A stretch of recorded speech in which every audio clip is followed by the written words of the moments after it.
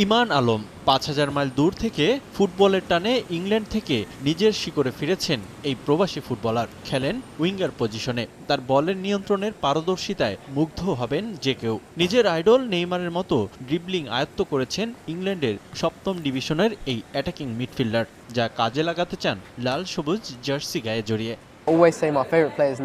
Neymar আমার প্রিয় footballer.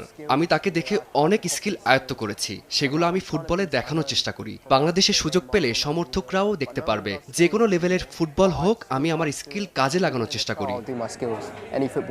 পেশাদার ফুটবলের পাশাপাশি ইমানের অভিজ্ঞতা রয়েছে ফুটসালেও। খেলেছেন ইংল্যান্ডের ফুটসালের প্রথম বিভাগ লিগে। তবে দেশের ফুটবলেই মনোযোগী তিনি। ফুটসালের অভিজ্ঞতা ফুটবলে নিয়ে এসে বাজিমাত করতে চান এই ইংল্যান্ড প্রবাসী। সুযোগ পেলে খেলতে চান বাংলাদেশের জাতীয় ফুটসাল দলেও। ফুটবল ও ফুটসালে দুই ক্ষেত্রে চেষ্টা করব বাংলাদেশের হয়ে খেলতে। ফুটসালের চেয়ে ফুটবলেই আমার মনোযোগ বেশি। তবে যে কোনো ধরনের ফুটবল হোক, বাংলাদেশের হয়ে খেলতে পারলে আমি গর্ববোধ করব। ইংল্যান্ডের প্রফেশনাল ফুটসালে খেলেছি, সেই অভিজ্ঞতা ফুটবলে নিয়ে আসতে চাই।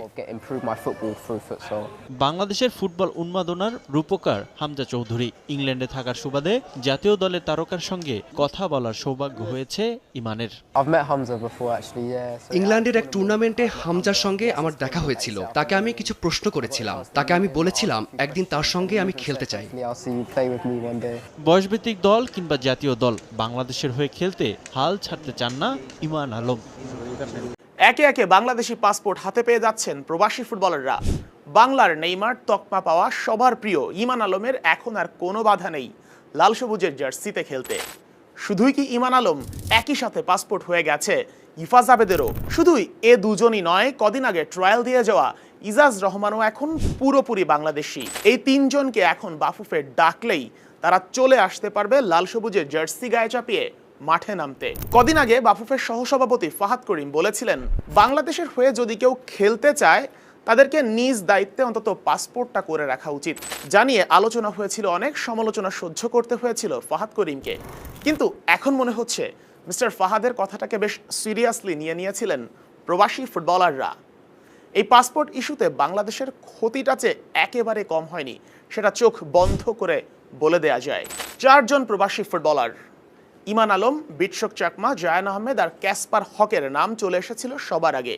অনেকে নিশ্চিত করে বলেই দিয়েছিলেন নেই উপায়ও, কারণ একে একে প্রবাসী বাংলাদেশি ফুটবলাররা যেভাবে পাসপোর্ট পেতে শুরু করেছেন, তাতে কিছুদিনের মধ্যে যারা যোগ্য ফুটবলার আছেন হয়তোবা প্রত্যেকেই পাসপোর্ট করে ফেলবেন। বিশেষ করে যাদের নিয়ে আলোচনা হয়েছে, যাদের কথা হয়েছে দলে থাকবেন, তারা নিশ্চয়ই পাসপোর্টটা এখন সেরে ফেলবেন। যে কারণে এই পাসপোর্ট ব্যবহার করে নিকট ভবিষ্যতে তাদেরকে দেখা যাবে বাংলাদেশ জাতীয় ফুটবল দল কিংবা বয়সভিত্তিক দলে।